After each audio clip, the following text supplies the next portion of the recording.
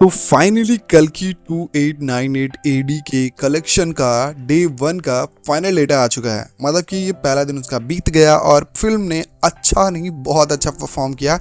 लेकिन क्योंकि ये प्रभास की फिल्म है तो इसको बहुत अच्छा से काम नहीं चलेगा, इसको सबसे अच्छा परफॉर्म करना था।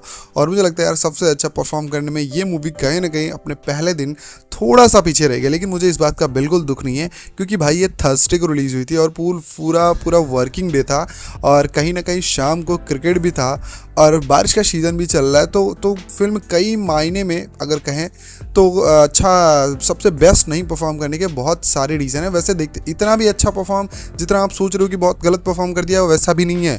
मूवी ने बहुत अच्छा परफॉर्म किया, बहुत ज़्यादा पैसे कमाए हैं और ताबड़तोड़ कमाई की है। एक्सपेक्टेशन क्या थी आप खुद सोच लो और कमाए कितना है ये मैं बता देता हूँ। चलो अब शुरू करते हैं इसके पहले दिन का कनेक्शन का। जैसे कि हम सब लोग एक्सपेक्ट कर रहे थे इस मूवी को कि RRR के पहले दिन के ग्रॉस कलेक्शन को तोड़ देगी, तो बस उतना नहीं हुआ है। अब आप समझ लो। अब आगे बढ़ते हैं कि इसके पहले दिन का कनेक्शन क्या है। मैं आपको ऑक्यूपेंसी के साथ बताता हूँ, फिर हम टोटल कैलकुलेट करेंगे कि कितना है। ठीक है, तो चलिए स्टार्ट करते हैं। इसका जो इसके पहले आपको टोटल शोज़ बता देता हूँ, मतलब एस्टिमेटेड जो इंडिया के पूरे शोज़ हैं वो मैं आपको बताता हूँ। और मैं इससे पहले इंडिया से पहले मैं आपको तेलुगु के शोज़ बता देता हूँ। तो जो मॉर्निंग के शोज़ थे, मतलब जो सुबह के शोज़ थे वो 86.36% की ऑक्यूपेंसी के साथ थे और जो आफ्टरनून के शोज़ थे वो 81.56% के शोज़ ऑक्यूपेंसी थी और जो इवनिंग शोज़ की ऑक्यूपेंसी थी वो 82.33 थी और नाइट शोज़ की ऑक्यूपेंसी सबसे ज़्यादा थी 90.35, है ना। तो चलिए आप बात करते हैं जो तेलुगु रीजन में, मतलब एक्चुअली इसने तेलुगु में ही सबसे ज़्यादा पैसे कमाए हैं और कितने कमाए वो मैं आपको बताता हूँ, वीडियो में बने रहो। और इसने हैदराबाद में 96% की भाई ओवरऑल ऑक्यूपेंसी थी और मॉर्निंग की तो 98% की थी। समझ रहे हो, अगर 100 सीट है ना तो 98 सीट ऑलरेडी बुकड थी कब, मॉर्निंग में, और 96.75 पूरे दिन में। और बेंगलुरु में इसने लगभग 66% की थी मॉर्निंग में।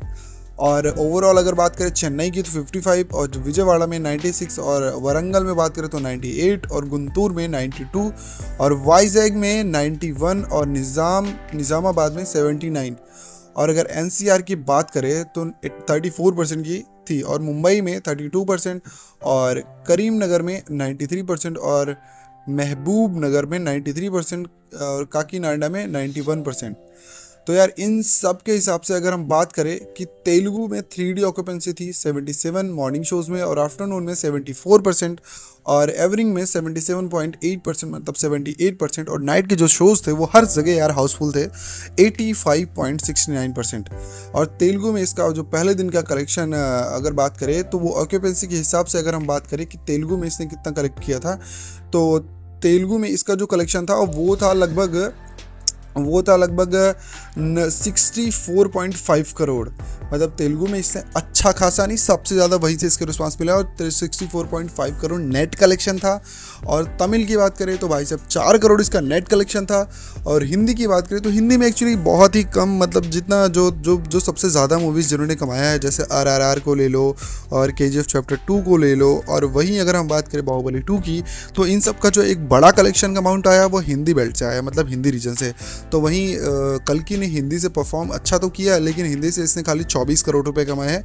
और हम सारे एक्सपेक्ट भी कर रहे थे कि 20 से 25 या फिर 30 करोड़ के बीच में ही रह जाएगा, तो हाँ उतना ही हुआ। और ये थर्सडे का डेटा है यार, अभी तो फ्राइडे आएगा फिर सैटरडे को आएगा। मेन देखना है मेरे को सैटरडे को कि मूवी क्या चलती है और कितना चलती है।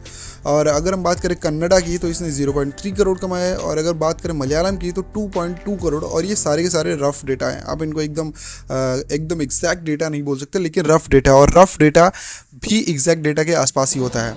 अब बात करें तो जो टोटल इसका कलेक्शन है इंडिया से वो हो जाता है 94 करोड़। मतलब 94 करोड़ का ये इंडिया से नेट कलेक्शन करती है। और अगर इसका बात करें कि वर्ल्ड वाइड से इसका नेट कलेक्शन कितना आता है, तो अभी तक इसका वर्ल्ड वाइड से जो रफ डेटा में कलेक्शन है वो 180 करोड़ है। मतलब कि 180 करोड़ इसका डेटा है रफ कलेक्शन पूरे वर्ल्ड वाइड से। और अगर इसका ओवरसीज़ से बात करें कि डे 1 में ओवरसीज़ में कितना आया है, तो लगभग 65 करोड़।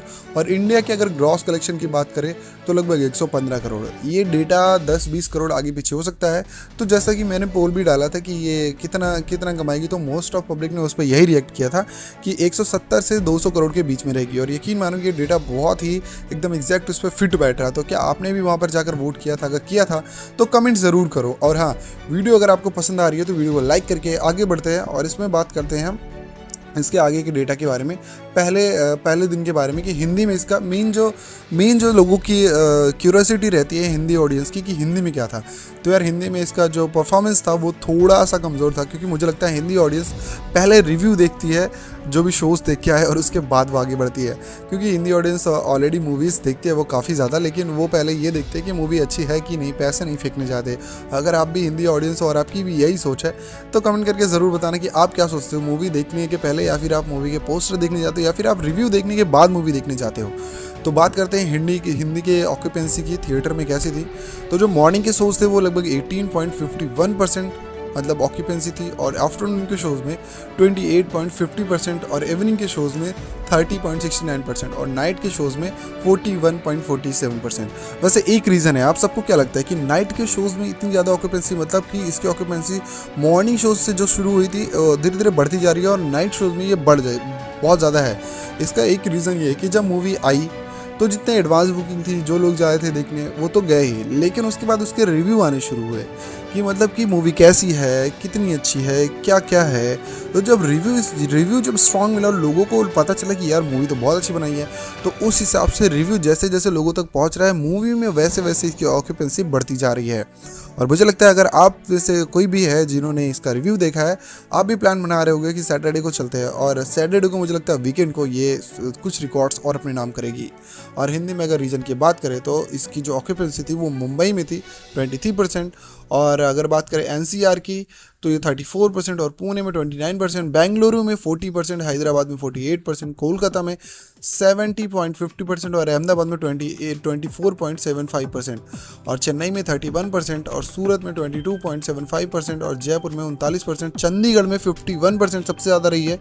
भोपाल में बात करें तो 21% की ऑक्यूपेंसी थी और लखनऊ में बात करें तो 47% की थी।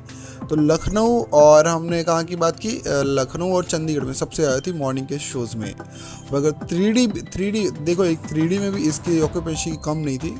एक्चुअली एनसीआर में सबसे ज़्यादा 3D में इसकी ऑक्यूपेंसी थी और कोलकाता में भी 38%, मतलब कि लोग 3D में देखना ज़्यादा पसंद कर रहे हैं। इवन लखनऊ में 58% थी और चंडीगढ़ में भी 3D की जो ऑक्यूपेंसी थी वो लगभग 60% थी। तो इतना सारा मैंने आपको डेटा बता दिया है।